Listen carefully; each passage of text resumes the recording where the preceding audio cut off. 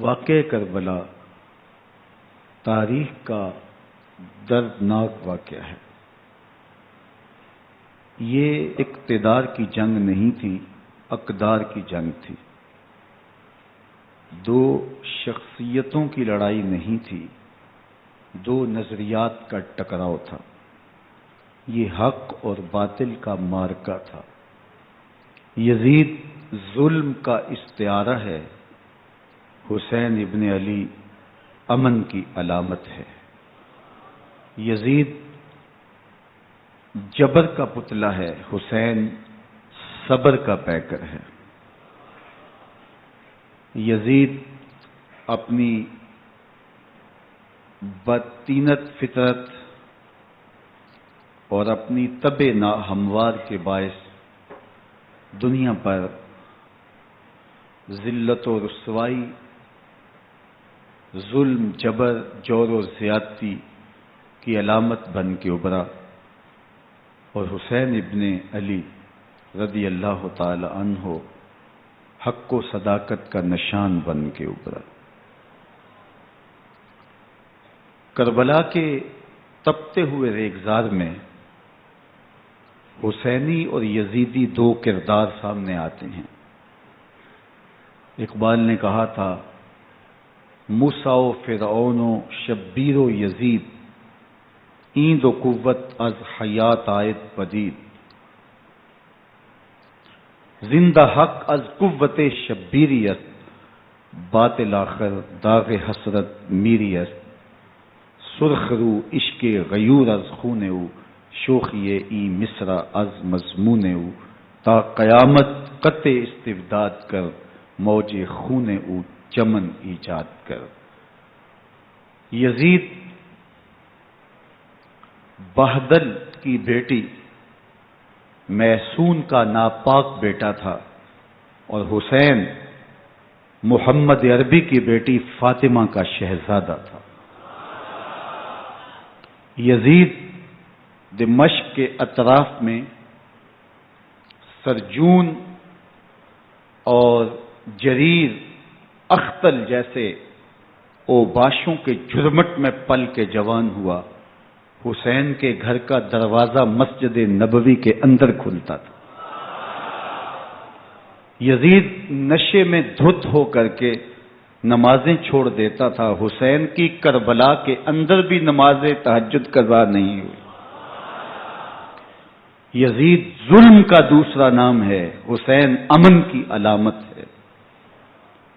یزید نے زندگی میں ایک مرتبہ حج کیا اور شراب کے مٹکے ساتھ لے کے آیا، اور اختل اور دیگر گویوں اور مغنیوں کو اپنے ساتھ رکھا تاکہ سفر آسانی سے کٹے۔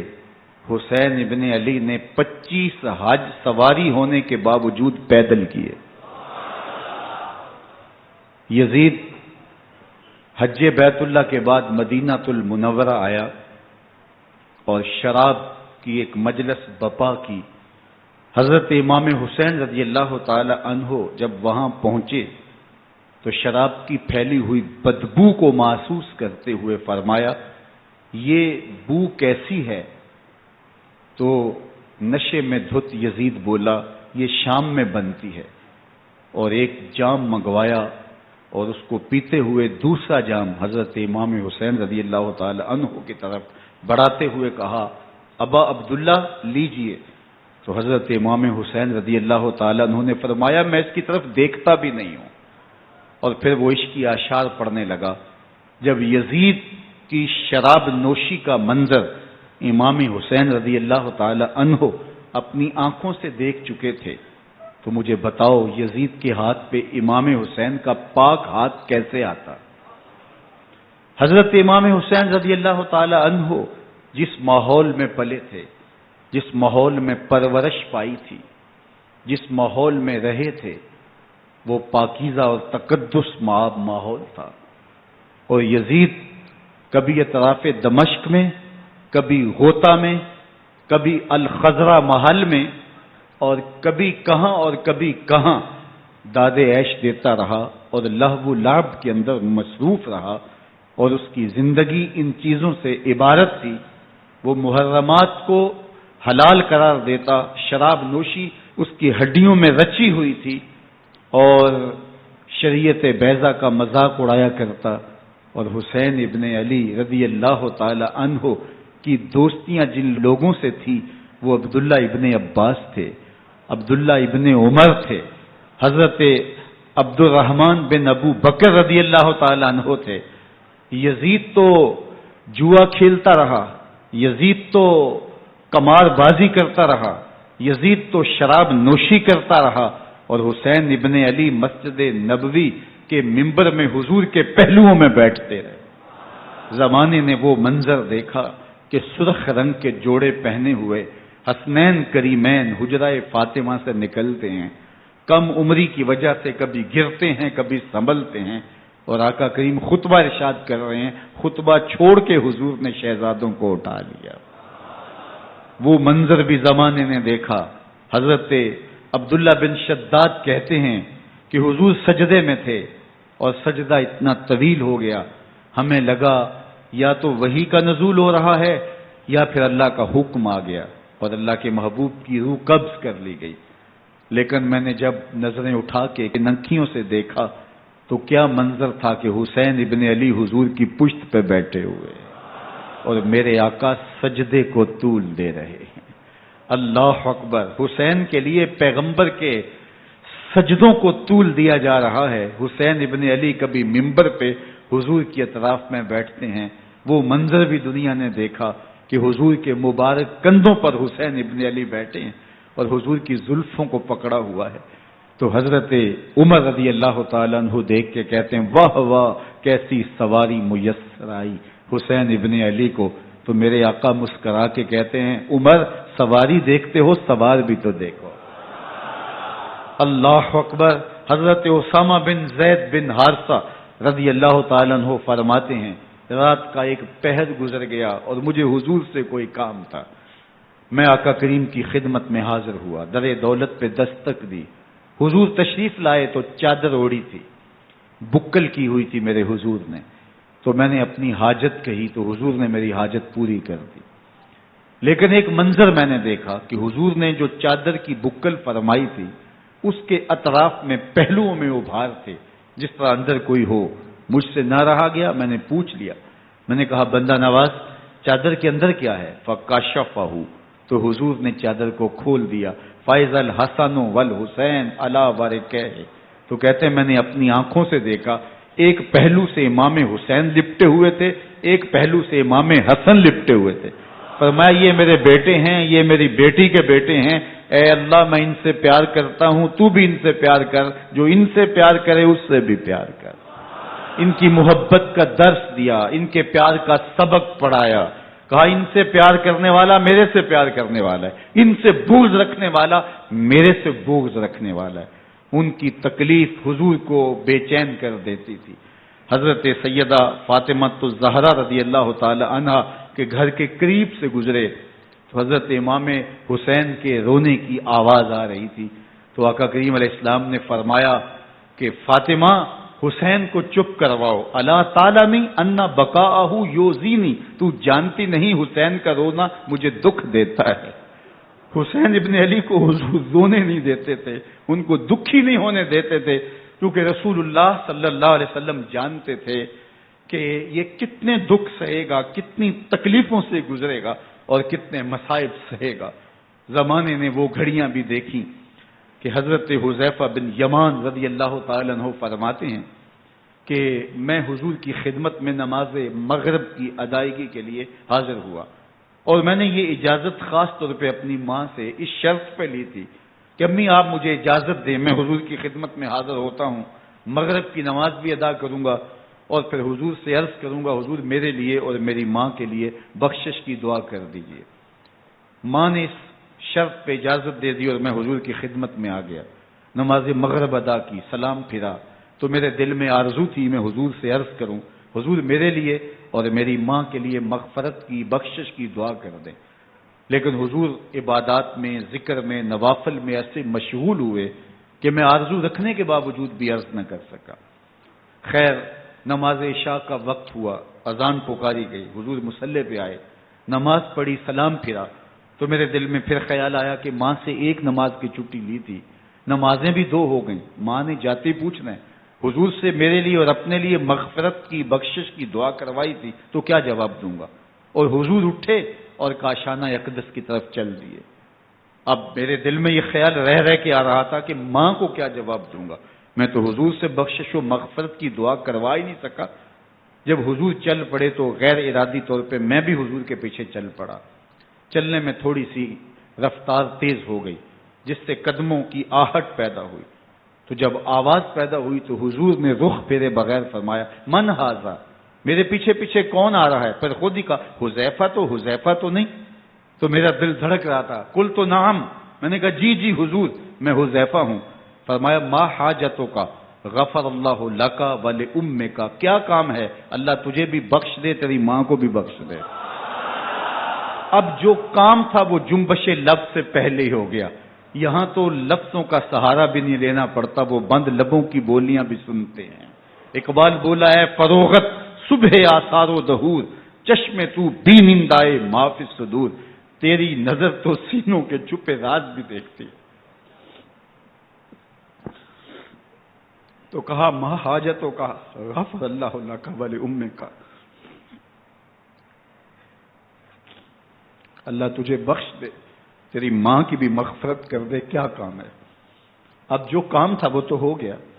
تو میرے حضور نے ارشاد فرمایا حذیفہ سنو، ابھی ایک فرشتہ آیا ہے جو اس سے قبل دھرتی پر پہلے کبھی نہیں آیا، آج پہلی مرتبہ اللہ سے اجازت لے کے دو کام کرنے آیا ہے، ایک تو مجھے سلام کرنے آیا ہے اور دوسرا خوشخبری دینے آیا ہے کہ آپ کی بیٹی فاطمہ جنتی عورتوں کی سردار ہے اور حسن اور حسین جنتی جوانوں کے سردار۔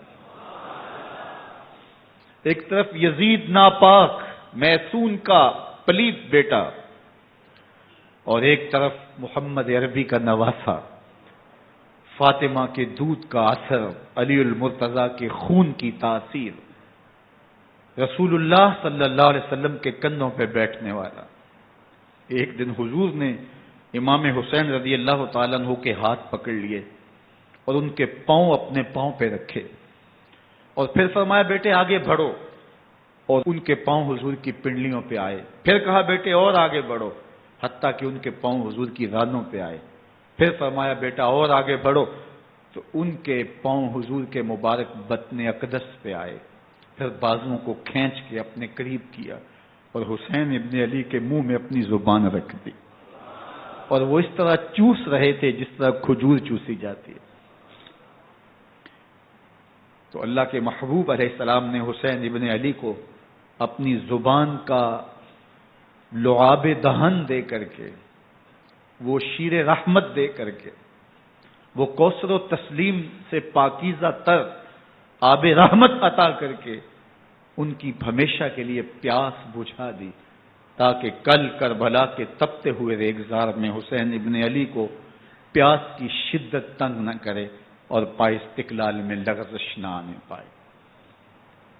ان نازوں سے پالے ہوئے حسین کو، ان محبتوں سے پالے ہوئے حسین ابن علی کو امتحان بھی اتنے بڑے درپیش تھے۔ یاری تیری سونا پر ازمیشاں تیریاں اگ، سونا پرکھیا جامدہ ہے نال اگاں دے لگ۔ جتنا بڑا شخص ہوتا ہے اتنی آزمائشیں بھی بڑی ہوتی ہیں۔ پیغمبر رحمت کی آغوش میں کھیلنے والا، حجرائے فاطمہ کا جانشین، مصلی رسول کا وارث، منبر رسول صلی اللہ علیہ وآلہ وسلم پر حضور کے مبارک پہلو اور گود میں بیٹھنے والا حسین، حضور کی زبان چوسنے والا حسین، حضور کے کندھوں پہ سواری کرنے والا حسین، آقا کریم علیہ الصلوۃ والسلام کے مبارک سجدے کی حالت کے اندر حضور کی پشت پہ کھیلنے والا حسین، جس حسین کا دروازہ مسجد نبوی کے اندر کھلتا تھا اور یزید کی کرتوتوں کے چشمدید گواہ تھے۔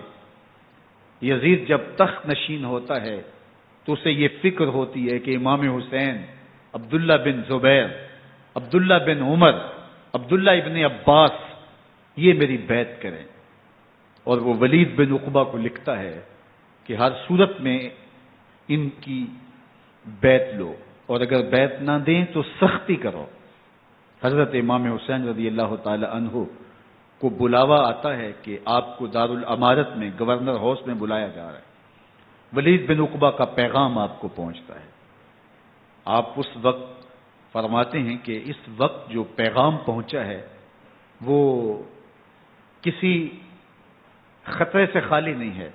تو کچھ سواروں کو ساتھ لیا، کہا تم دارالامارت کے باہر کھڑے رہنا، اگر میری آواز بلند ہوئی تو اندر آ جانا، ورنہ تم انتظار کرنا. آپ اندر گئے. ولید بن عقبہ نے مروان کو بھی بلایا تھا. مروان بن حکم یہ گورنر مدینہ ولید سے پہلے رہ چکا ہے، تو اس نے مشورہ دیا کہ سختی کی جائے. خیر ولید بن عقبہ نے کہا کہ یہ خط ہے، حضرت امیر معاویہ کا انتقال ہو گیا اور یزید تخت نشین ہوا ہے، لہذا وہ آپ سے بیعت کا مطالبہ کرتا ہے.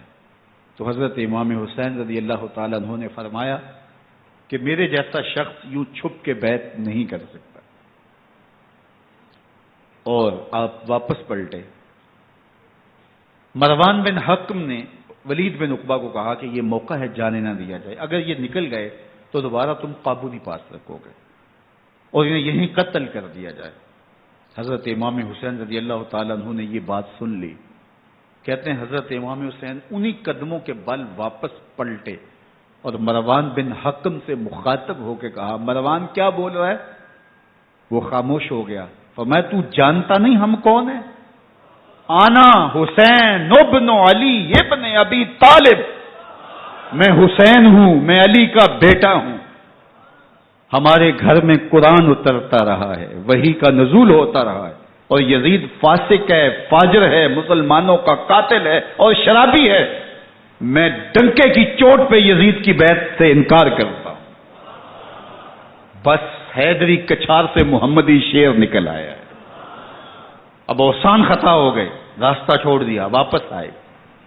سیدہ زینب سے ملے، کہا مدینے کو چھوڑنا پڑے گا. کہا بھیا کیا ہوا؟ کہا یزید بیعت لینے پہ مصر ہے اور میں کسی صورت بھی بیعت نہیں کروں گا. رسول اللہ کا مدینہ ہمارے خون سے لالازار بنے گا. میں نہیں چاہتا کہ حضور کے شہر نور کی حرمت پامال ہو. دوستو وہ کیسا منظر ہوگا جب حسین ابن علی نے آخری حاضری حضور کے روضے پہ دی ہوگی. حاجی یا معتمر 10 دن کے لیے، 8 دن کے لیے، 20 دن کے لیے مدینہ المنورہ عارضی سکونت اختیار کرتا ہے اور حضور کے روضہ انور سے، اس شہر نور سے، ان گلیوں سے، ان بام و در سے ایسا مانوس ہو جاتا ہے کہ جب واپس پلٹ رہا ہوتا ہے ان دعاؤں کے ساتھ کہ دوبارہ آنا بھی نصیب ہو، اور اسے لگتا ہے کہ میں دوبارہ بھی بلایا جاؤں گا، لیکن اس کے باوجود شہر حبیب چھوڑنا قیامت سے کم نہیں ہوتا. اعظم چشتی مرحوم آخری بار جب حضور کے روضہ انور پہ گئے تو بیمار تھے، ویل چیئر پہ تھے. باب بقی سے باہر نکلے تو خادم سے کہا کہ میری ویل چیئر پیچھے سے کھینچو تاکہ میرا رخ روضہ انور کی طرف رہے. اور وہ پیچھے سے کھینچتا چلا جا رہا ہے. اور جب باب مکہ سے پیچھے جنت البقیع کے قریب سے گنبد خضرا نگاہوں سے اوجل ہونے لگا تو اعظم چشتی مرحوم نے کہا، جاں بدن سے نکلتی ہے اعظم، جاں بدن سے نکلتی ہے اعظم، کوئی آسان ہے مدینے سے جدا ہونا، کوئی آسان ہے مدینے سے جدا ہونا. یہ اس شخص کی کہانی ہے جو 10 دن، 5 دن، مہینہ، 2 ماہ وہاں رہتا ہے اور پھر اس شہر کو چھوڑ کے آنا اس کے لیے آسان نہیں ہوتا. اور مجھے بتاؤ کہ حسین جو پیدا مدینے میں ہوا، جس کے گھر کا دروازہ مسجد نبوی کے اندر کھلتا تھا، جو مسجد نبوی کے اندر پرورش پا کے جوان ہوتا ہے اور مدینے کی گلیوں میں کھیلتا رہا، اس حسین ابن علی کے لیے مدینہ چھوڑنا، اور پھر وہ اس بات کا علم اور شعور رکھتے تھے کہ یہ آخری بار حضور کے در پہ حاضری ہے، دوبارہ اس شہر نور میں نہیں آ سکوں گا، تو کیا قیامت ہوگی اور کیا منظر ہوگا۔ محمد بن حنفیہ کے علاوہ خاندان نبوت کے جتنے لوگ تھے ان سب نے شہر مدینہ کو الوداع کہا، اور رات کے موقع میں مدینہ المنورہ کو، مسجد نبوی کو چھوڑ کر کے مکہ کی جانب عازم سفر ہوئے۔ 3 شعبان المعظم کو مکہ المکرمہ پہنچتے ہیں، ادھر کوفیوں کے خطوط آنے شروع ہو جاتے ہیں۔ حضرت امام حسین رضی اللہ تعالیٰ عنہ مسلم بن عقیل رضی اللہ تعالیٰ عنہ کو صورتحال معلوم کرنے کے لیے بھیج دیتے ہیں۔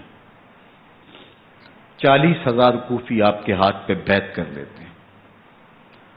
ادھر 25 پیدل حج کرنے والے حضرت امام حسین 8 ذی الحج کو احرام باندھتے ہیں، لیکن آپ کو پتہ چلتا ہے کہ حاجیوں کے روپ میں قاتل چھپا دیے گئے، تو آپ اس احرام کو حج کی بجائے عمرے میں بدلتے ہیں اور کوفے کی جانب عازم سفر ہوتے ہیں۔ کائنات والو، ذرا سینے پہ ہاتھ رکھ کے دیکھو کہ یہ کتنا مشکل مرحلہ تھا۔ اس دین کی آبرو کو بچانے کے لیے حضرت امام حسین رضی اللہ تعالیٰ عنہ نے کتنا بڑا قدم اٹھایا۔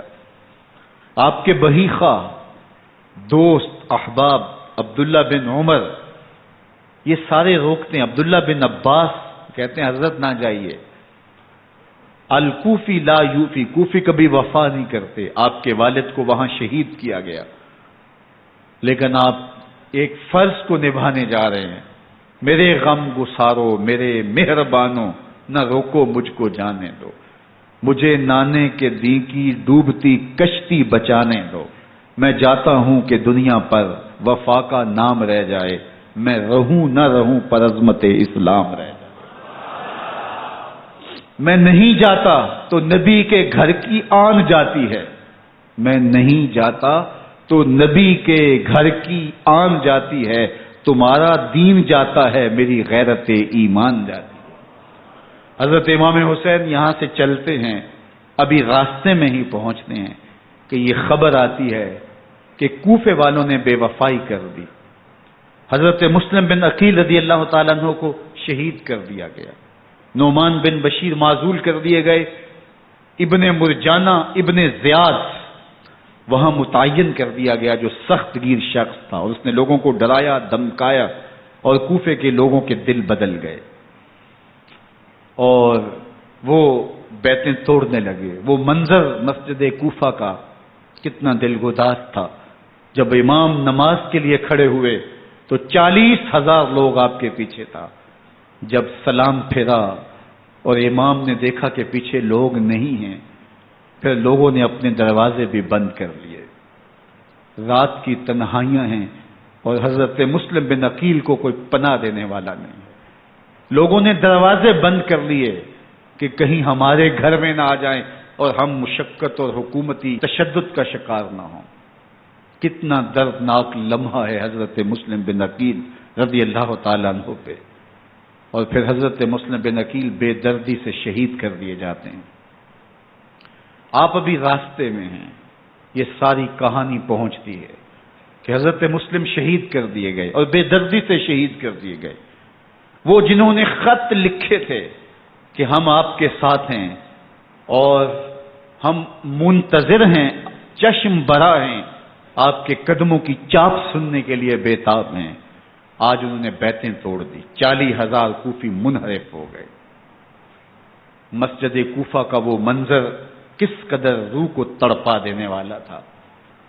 ہم پچھلے سال عصر اور مغرب کے درمیان جب کوفہ پہنچے تو سورج ڈوبنے کے قریب تھا۔ میں نے اپنی زندگی میں اتنا اداس موسم کہیں نہیں دیکھا جتنا اداس موسم کوفے میں دیکھا۔ ایسے لگتا تھا جس طرح کوفے کی آب و ہوا آج بھی شرمندہ ہے۔ جو مسلم بن عقیل اور خاندان نبوت کے ساتھ اہل کوفہ نے کیا، حضرت امام حسین رضی اللہ تعالیٰ عنہ کو ان کے بہی خواہوں نے، اعزاء نے، اقربا نے، دوستوں نے، آوان و انصار نے، ساتھیوں نے کہا کہ حضرت حالات یکسر تبدیل ہو گئے، اب ہمیں مراجعت کر جانی چاہیے، واپس پلٹ جانا چاہیے۔ تو حضرت امام حسین کافی سوچ بچار میں رہے، پھر اس کے بعد آپ نے فیصلہ کیا کہ ہم آگے بڑھیں گے۔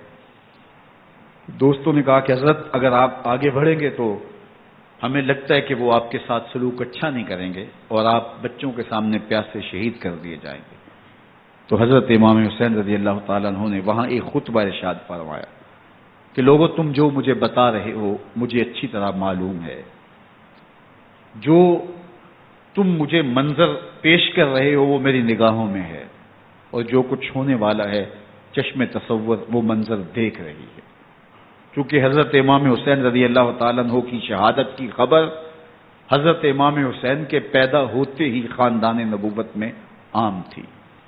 حضور علیہ الصلوۃ والسلام کو یہ بات جبریل امین نے آ کے بتائی تھی جب حسین ابن علی کے ساتھ حضور محبت کا اظہار کر رہے تھے، تو یہ جبریل امین نے آ کے کہا تھا حضور آپ کا یہ بیٹا ارض طف میں شہید کر دیا جائے گا، اور کربلا کی مٹی لا کے حضور کو دی اور ام سلمہ کو حضور نے عطا کر دی۔ حضرت ام سلمہ کہتی ہیں کہ ایک دن میں سوئی تو خواب دیکھا کہ حضور کے مبارک بال بکھرے ہوئے ہیں اور سخت پریشان ہیں، تو میں نے کہا کہ حضور آپ کی یہ کیا حالت ہے؟ وَبِيَدِهِ قَارُورَةٌ، اور حضور کے ہاتھ میں ایک شیشی ہے، فیہا دمن، جس کے اندر خون ہے۔ تو میں نے کہا حضور یہ کیا؟ فرمایا میں قتل گاہ حسین سے آ رہا ہوں اور یہ حسین ابن علی کا خون ہے۔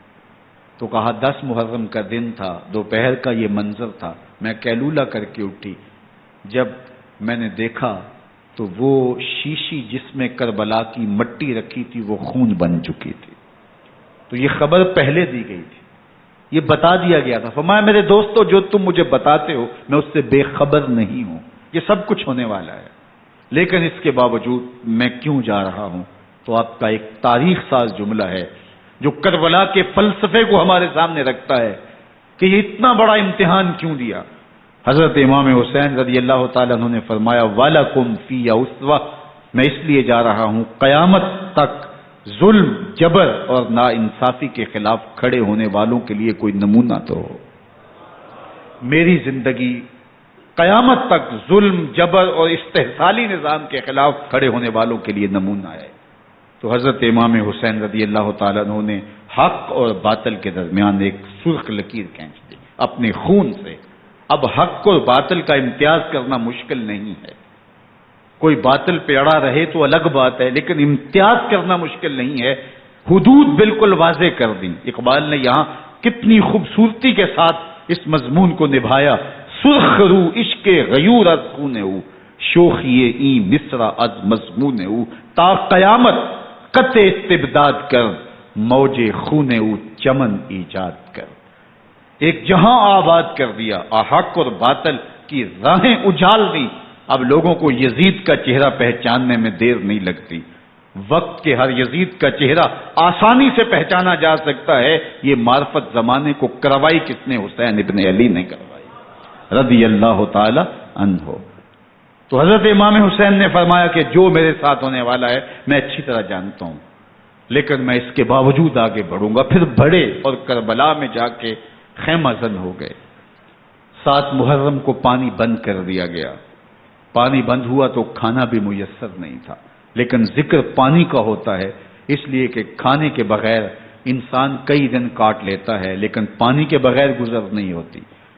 تو فرات کی نہر سامنے اپنی موجوں کے ساتھ چمک رہی ہے، لیکن ایک قطرہ آب بھی آل رسول کو نہیں دیا جا رہا۔ کائنات کے اندر ایسے انوکھے امتحان بھی ہوتے ہیں۔ وارثوں ساقی کوثر کے، مالک ہوں حوض کوثر کے، اور بیٹے ہوں ساقی کوثر کے، اور آج ایک بوند پانی کی بھی میسر نہ ہو۔ صبر کا امتحان ہے، عزیمت کا امتحان ہے۔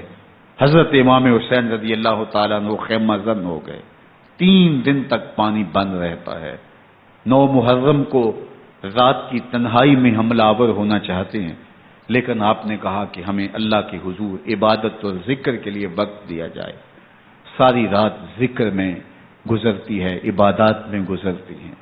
رات کے اندھیرے میں آپ چراغ بجھا دیتے ہیں۔ آوان و انصار کو کہتے ہیں کہ ان کی دشمنی میرے ساتھ ہے، انہیں میرا خون چاہیے، اگر تم رات کی تاریکی میں نکل جاؤ تو میں تم سے کوئی مواخذہ نہیں کروں گا، اور یہ بھی تمہارا پیچھا نہیں کریں گے، اس لیے کہ ان کا مطلوب تم نہیں ہو، ان کا مطلوب میں ہوں۔ جب چراغ جلایا تو کوئی بھی نہیں گیا۔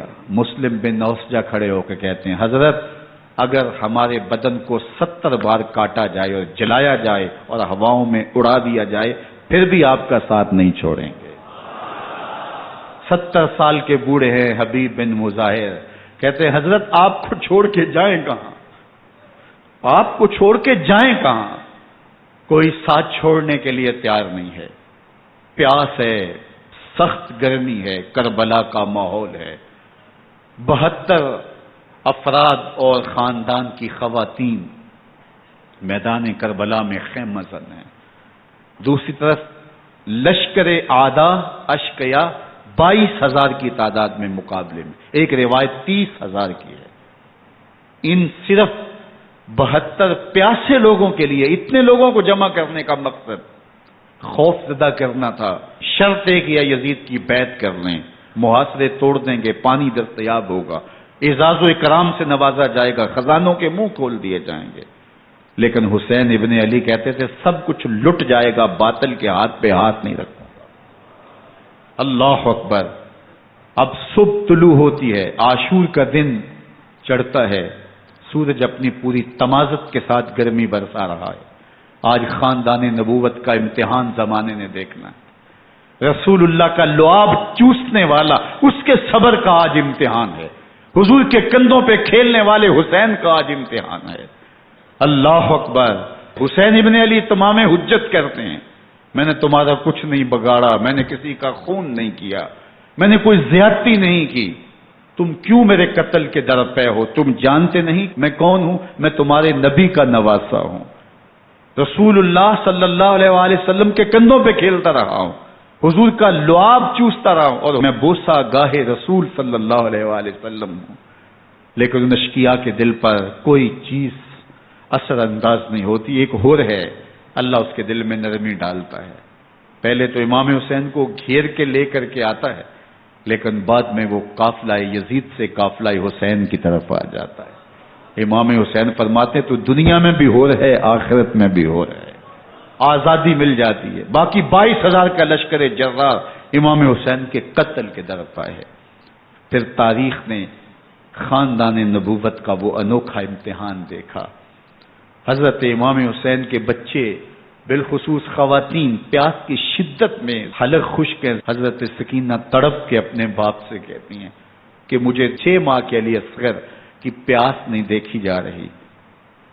بچے کو ہاتھوں پہ اٹھاتے ہیں اور نہر فرات کے کنارے پہنچ کے فرماتے ہیں اشقیاء سے مخاطب ہو کے، تمہارا معاملہ میرے ساتھ ہے، اس 6 ماہ کے بچے نے تمہارا کچھ نہیں بگاڑا، اور چلو بھر کے اس کا حلق سیراب کرنا چاہتے ہیں۔ ایک 2 شاخہ تیر آتا ہے جو حضرت علی اصغر کے گلے کو چیر دیتا ہے۔ راوی لکھتے ہیں کہ وہ عام تیر نہیں تھا، جانوروں کو شکار کرنے کے لیے جو بڑے تیر ہوتے ہیں وہ 2 شاخہ تیر تھا۔ وہ گردن کو کاٹ دیتا ہے، خون بہنے لگتا ہے، گردن لٹک جاتی ہے۔ حضرت امام حسین وہ بہتا ہوا خون اپنے چلو میں لیتے ہیں اور آسمان کی طرف اچھال کے کہتے ہیں مالک حسین کی یہ قربانی بھی قبول۔ یہ تماشا لبے بام نہیں ہے، بچہ بیمار ہو، ڈاکٹر جواب دے دیں، ماں باپ کے ہاتھ پھول جاتے ہیں، زندگی کی سانسیں ابھی چل رہی ہوتی ہیں، لیکن ڈاکٹر کہے کہ یہ میرے بس کا روگ نہیں ہے، کہیں اور لے جاؤ، تو زندگی کا لف و نشر غیر مرتب ہو جاتا ہے۔ میں سلام پیش نہ کروں حسین ابن علی کو، 6 ماہ کا علی اصغر ہاتھوں میں دم توڑتا ہے، گردن لٹک جاتی ہے، خون بہ رہا ہے، اب خیموں کی طرف بڑھ رہے ہیں، لیکن زبان پہ شکایت نہیں ہے، کہتے ہیں مالک حسین کی یہ قربانی قبول کر لے۔ اب خیموں کی طرف آنا، شہر بانوں ام رباب سیدہ زینب حضرت سکینہ سلام اللہ علیہا کا سامنا کوئی آسان کام نہیں تھا، لیکن حسین ابن علی آتے ہیں، شہزادے کو یہاں خیموں کے قریب رکھ کے کہتے ہیں کہ یہ حوض کوثر سے سیراب ہو گیا ہے۔ اللہ اکبر، کوہرام مچ جاتا ہے خیموں کے اندر، کیا منظر ہوگا اور ان کو کن الفاظ کے پیرائے میں ڈھال کر کے ان کیفیات کو بیان کیا جا سکتا ہے جو اہل بیت کے خیموں کے اندر علی اصغر کی شہادت کے بعد کا منظر رقم ہو رہا ہوگا۔ اللہ اکبر، ادھر اشکیا آوازیں دے رہے ہیں، مبارزت کے لیے پکار رہے ہیں۔ زمانے نے پھر وہ منظر بھی دیکھا کہ جوان بیٹے کو 18 سال کی کمائی حضرت امام حسین میدان عمل میں بھیج رہے ہیں۔ وہ علی اکبر جو حسین کا نور نظر ہے، آنکھوں کا قرار ہے، دل کی تسکین ہے۔ اور پھر حضرت علی اکبر جب گھوڑے کی زین سے فرش زمین پہ گرتے ہیں تو باپ کو آواز دیتے ہیں، اور حضرت امام حسین جو ہے وہ آگے جا کے بیٹے کی لاش اٹھاتے ہیں۔ اللہ اکبر، 18 سال کے بیٹے کی لاش کو کندھوں پہ اٹھا کے خیموں تک لاتے ہیں اور ہاتھ پھیلا کے کہتے ہیں مالک حسین کی یہ قربانی بھی قبول۔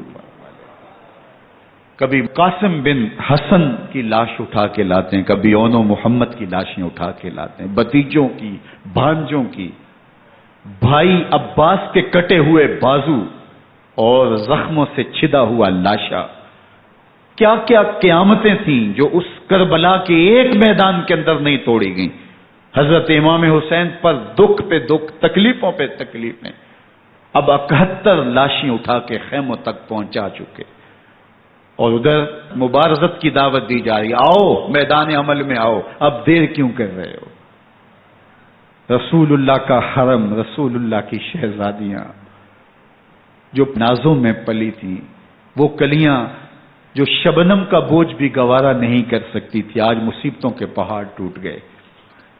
حضرت امام حسین کبھی شہربانوں کو، کبھی ام رباب کو دلاسا دیتے ہیں، کبھی حضرت زینب کو کہتے ہیں۔ حضرت زینب کربلا کے اس میدان کے اندر بڑے حوصلے کے ساتھ اپنے بھائی کے ساتھ کھڑی رہی، اپنے 2 بیٹے راہ خدا میں پیش کیے، ان کی لاشیں وصول کی، لیکن زینب جس جرأت کے ساتھ، جس پامردی کے ساتھ اس سارے منظر کو حوصلے کے ساتھ سہتی رہی، وہ یقیناً حوصلہ سیدہ زینب سلام اللہ علیہا کا ہی ہے۔ لیکن یہ وہ منظر تھا کہ زینب کا دل بھی ڈول گیا جب حسین ابن علی گھوڑے پہ بیٹھنے لگے، اور ان کو گھوڑے میں بٹھانے والا کوئی نہیں تھا، اور جو بھی سوار جاتا پھر واپس اس کی لاش ہی آتی اور حسین ابن علی لے کے آتے۔ آج حسین ابن علی جا رہے ہیں، زندگی کا سارا سرمایہ لٹ رہا ہے، حضرت زینب سلام اللہ علیہا سنبھل نہیں رہی۔ حضرت امام رضی اللہ تعالیٰ عنہ اٹھے اور آپ نے حضرت زینب کو صبر کی تلقین کی اور کہا کہ صبر ہی بہترین ذریعہ ہے اور اللہ کی قربت کا ایک بہترین سبب ہے، اور ان کو صبر کی تلقین کرتے ہوئے فرمایا کہ میرے بعد تم نے اس ذمہ داری کو سنبھالنا ہے، اور ان مخدرات اسلام کی، ان شہزادیوں کے پردے کی تم نے حفاظت کرنی ہے۔ اور پھر گھوڑے کی زین کس کے امام حسین لشکر اشکیا کی طرف بڑھتے ہیں۔ اب خیموں سے سسکیوں کی آواز آ رہی ہے، ان کا سردار، ان کا تاجدار آج سب کو چھوڑ کے کربلا کے میدان کی طرف بڑھ رہا ہے۔ جرم کیا کیا، قصور کیا کیا، اس نے کیا زیادتی کی کہ آج نیزوں اور انیوں کے مقابلے میں 22,000 کا لشکر حضرت امام حسین پہ ٹوٹ پڑتا ہے۔ آپ پھر تمام حجت کرتے ہیں میں نے کسی کو قتل نہیں کیا، خون ناحق نہیں بہایا، میرے خون کے درپے کیوں ہو، اپنی آخرت کیوں برباد کرتے ہو، تم جانتے نہیں میں کون ہوں، میں تمہارے نبی کا نواسا ہوں۔ لیکن ابن زیاد کہتا ہے مقابلے میں آؤ۔ پھر حضرت امام حسین رضی اللہ تعالیٰ عنہ مقابلے میں آتے ہیں، اور جب گھوڑے کو ایڑ لگا کے دشمن اشقیاء پہ ٹوٹتے ہیں تو پھر ایسا منظر ہوتا ہے کہ وہ بھیڑ بکریوں کی طرح آگے بھاگتے ہیں۔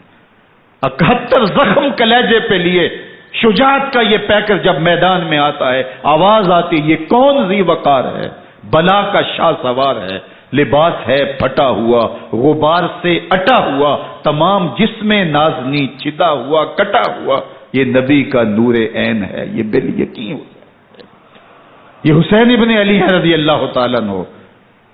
پھر چاند بادلوں میں گھر جاتا ہے، شامی ہنڈے تیر برساتے ہیں، تلواروں سے آپ کے بدن پر ضربیں لگاتے ہیں اور نیزوں سے آپ کے بدن کو پرو دیتے ہیں۔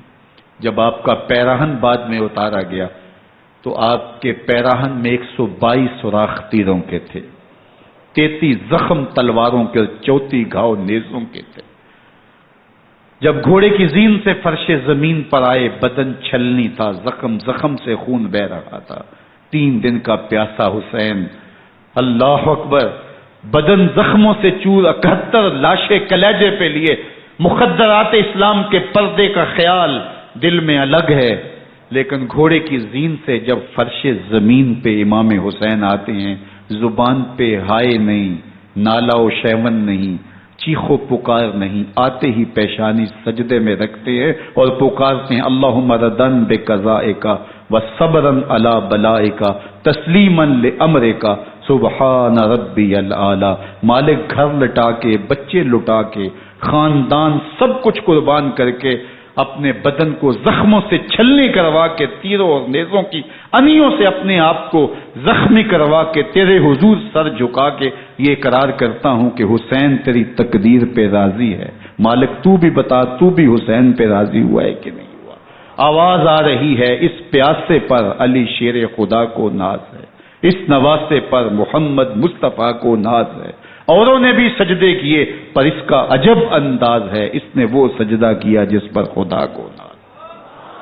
حسین ابن علی رضی اللہ تعالیٰ عنہ کا سر انور دستے قاتل نے تب کاٹا جب وہ سجدے میں جھکا ہوا تھا۔ یزید نے کہا میں بیعت لوں گا، امام حسین نے کہا کبھی بھی نہیں دوں گا، یہ سر کٹ سکتا ہے جھک نہیں سکتا۔ سر کاٹ کے نیزے کی نوک پہ چڑھا دیا گیا اور یہ اس بات کا اعلان تھا کہ ہم جیت گئے اور حسینی ہار گئے، اور لشکر یزید میں غوغا مچ گیا، نقارے بجنے لگے کہ ہم جیت گئے، دیکھو امام حسین شہید کر دیے گئے، اور سر کاٹ کے نیزے کی نوک پہ چڑھایا گیا۔ لیکن لشکر یزید سے ہی آواز آئی یہ کیسا سر ہے جو کٹ کے بھی سر بلندی ہے، کٹ گیا ہے پھر بھی اونچا ہے، اللہ اکبر، یہ سر سجدے میں کٹا ہے، رب کے حضور عبادت کی حالت میں کٹا ہے۔ حسین آج بھی سجدے میں ہے، اللہ اکبر، حسین آج بھی سجدے میں ہے، بلکہ کٹے ہوئے سر کا رخ زمین کی جانب تھا اور کٹی گردن آسمان کی طرف، یوں نیزے پہ پرویا گیا۔ اللہ اکبر، ایک شاعر نے نقشہ کھینچا، باں کے سر نیزے پہ اور سوئے زمین ہے روح، یعنی سجدہ ثانی کی ہے آرزو۔ رکعت کے 2 سجدے ہوتے ہیں، ابھی ایک سجدہ ہوا تھا کہ دستے قاتل نے سر کاٹ دیا، کہا حسین کی پیشانی میں دوسرے سجدے کی تمنا مچل رہی ہے۔ یہ تھا حسین ابن علی کا سجدہ، ساری زندگی رب کے حضور سجدہ قضا نہیں ہونے دیا۔ آج پانی نہیں ہے، اللہ اکبر، آج تیمم کر لیتے ہیں، آج اپنے خون کو اوڑ کر کے حسین نے اپنی پیشانی اپنے مالک کے حضور جھکا کر کے عظیمت کی وہ انوکھی داستان رقم کر دی کہ صدیاں گزرنے کے باوجود بھی ان کی یادوں کے چراغ روشن ہیں۔ جب حضرت امام حسین اور دوسرے آیان و انصار کو شہید کر دیا گیا تو ان کے سر نیزوں کی نوک پہ چڑھا دیے گئے۔ حضرت امام حسین کا کٹا ہوا سر اور باقی 71 افراد کے کٹے ہوئے سر نیزوں کی نوک پہ، اور 10 سواروں کو ابن سعد نے کہا کہ ان کو رون دو، اور گھوڑوں کی ٹاپوں تلے حضرت امام حسین رضی اللہ تعالیٰ عنہ اور ان کے آوان و انصار کو جو ہے وہ روندا گیا، حتیٰ کہ ان کی استخوان مبارک، ان کی ہڈیاں بھی چور چور ہو گئیں۔ روننے سے قبل ان کا لباس اتار لیا، ان کے کپڑے اتار لیے گئے۔ اللہ اکبر، کیسی دردناک گھڑیاں تھیں۔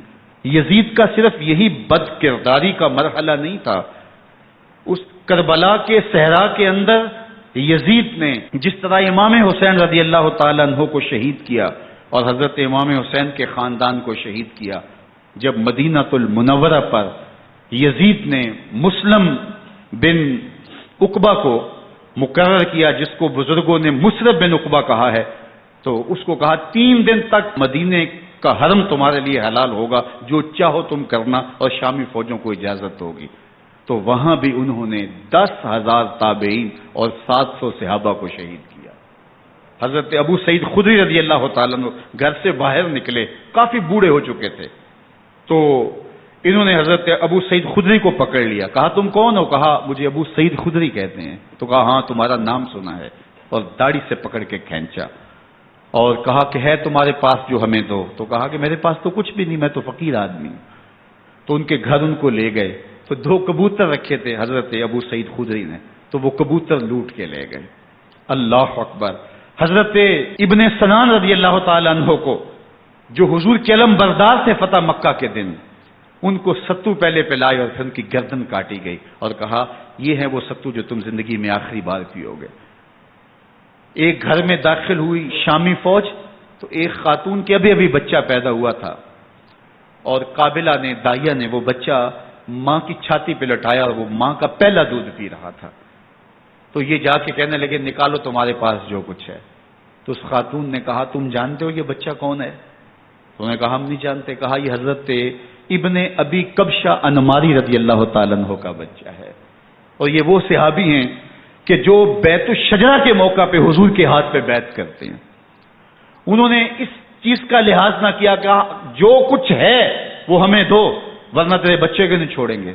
تو ماں بچے سے مخاطب ہو کے کہتی ہے، ابھی بچہ پیدا ہوا ہے اور ماں سے پہلا دودھ پی رہا ہے، کہ بیٹے اگر میرے پاس کچھ ہوتا، وہ قیمتی سے قیمتی چیز بھی ہوتی، تیری جان کے لیے قربان کرتی، لیکن اس وقت میرے پاس کچھ ہے نہیں۔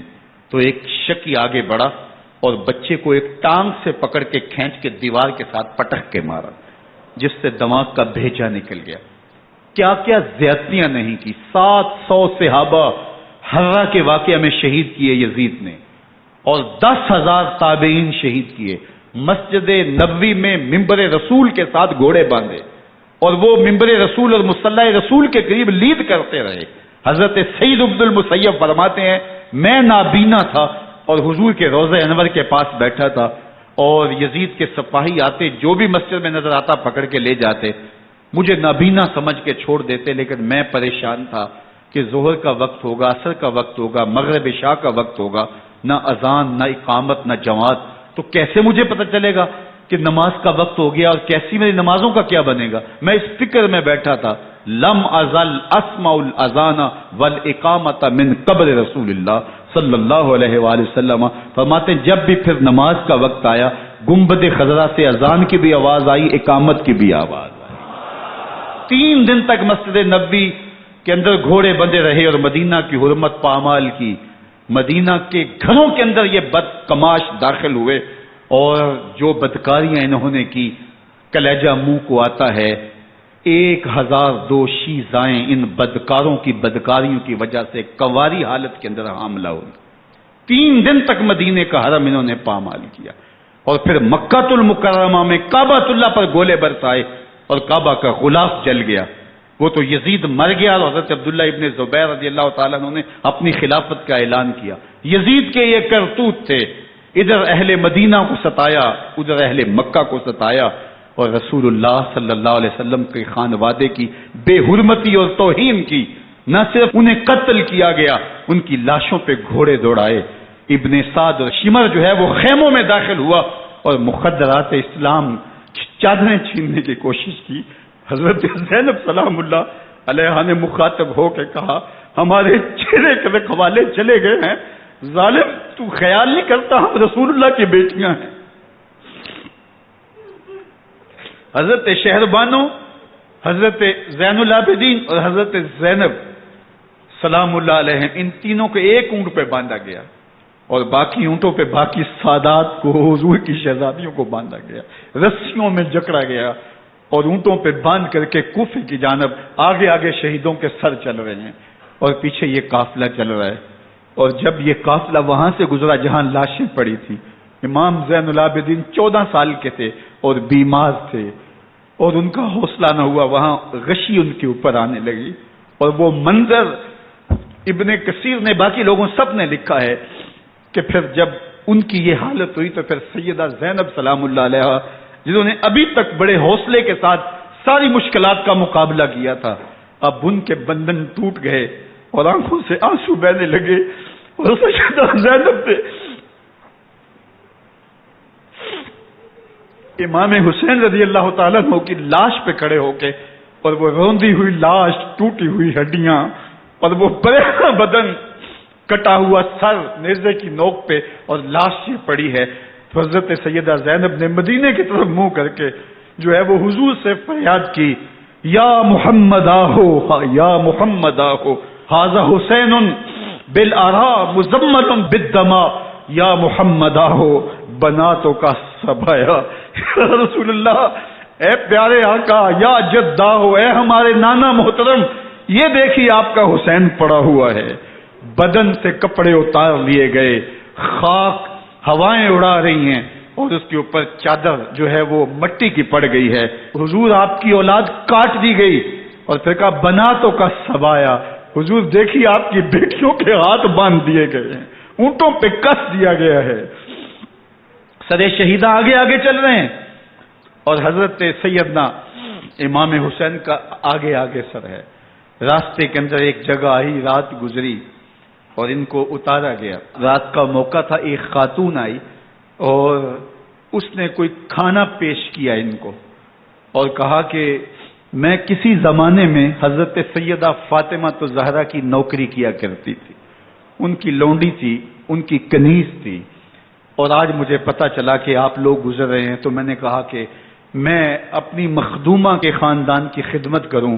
اور پھر اس نے کہا کہ اس وقت سیدہ کی گود میں ایک 6-7 ماہ کی بچی تھی جس کو زینب کہا کرتے تھے، تو سیدہ زینب نے کہا کہ اماں اگر پہچانتی ہو تو وہ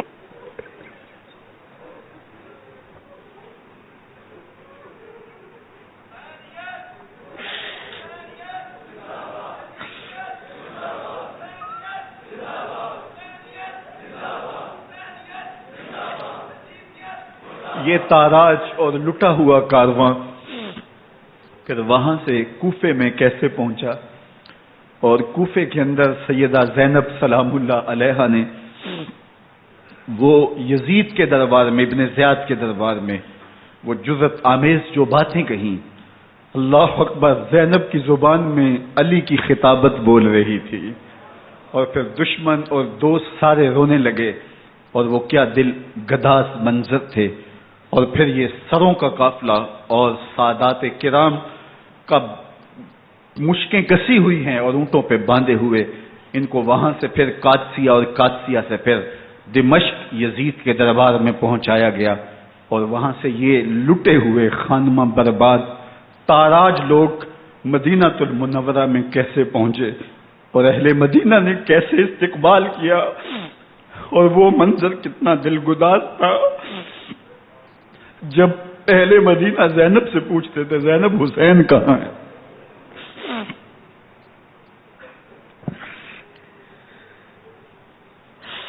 بے مروت بے وفا تیرا بھی کیا افسانہ ہے، جس نے اپنی ہی شمع کو گل کیا تو وہ پروانہ ہے۔ اپنے پیغمبر کے شہزادوں کو اور اپنے پیغمبر کی شہزادیوں کو جو دکھ اس امت نے دیے، یہ کائنات کی ایک انوکھی داستان ہے۔